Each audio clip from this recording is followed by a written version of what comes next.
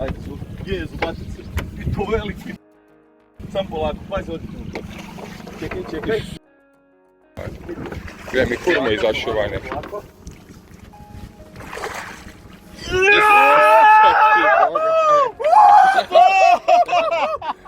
Jebote!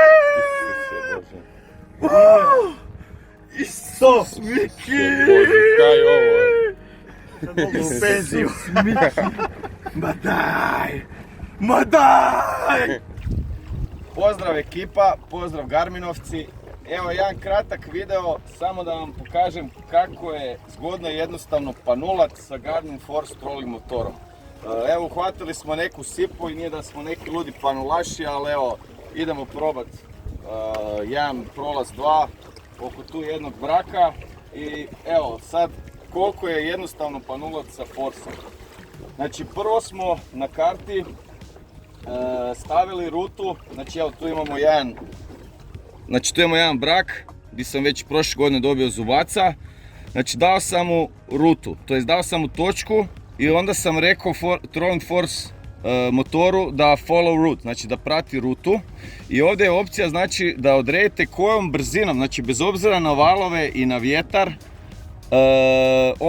on će voziti se točnom brzinom koju mu vi zadate. Znači idete koliko brzo hoćete, koliko on, to jest koliko vi želite, bez obzira na valove. Evo sad je brzina 1 milju, a 0,9, znači sad nas je možda malo poteglo. Uglavnom on se uvijek drži otprilike te brzine. Znači brzinu možemo ili spuštati, evo možemo mu dati da ide 0,7 milja. Evo, on je odmah, vidite, spustio je, sad je 0,87, još malo će spustiti. Znači fenomenalna opcija, ovu rutu možete isto korigirati kao, recimo možete mu biti baš dati točke da ide oko određene dubine, što po meni nije potrebno. Znači evo, ovo je znači sam panulam, imam potpuno prazne ruke, Garmin Force vozi brzinom koju sam mu ja odredio. A ima i još drugih opcija, evo recimo isključit ćemo rutu. I evo, znači možemo mu dati znači opciju znači da prati heading, znači da prati smjer, znači isto koji mu mi zadamo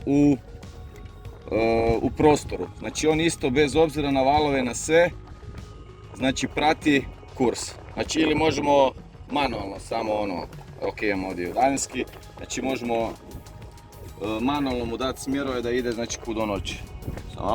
Znači evo, ovo je manualno, znači ja ga vrtim, dam mu gas, tu određujem koliko gasa. Znači to je, ajmo reći, najbazičnije.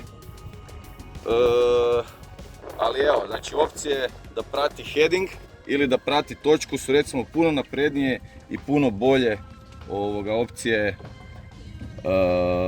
znači panulanja sa Garmin Force trolling motorom. Evo, sad smo dali i dalje follow route, znači evo sad je na manualnoj brzini, znači na 3, znači on ide koliko ide, ali evo ako mu damo ovdje opciju kao da prati brzinu, tup, setup, znači brzinu, evo daćemo mu 1 milju, tako su mi rekli da je to dobro.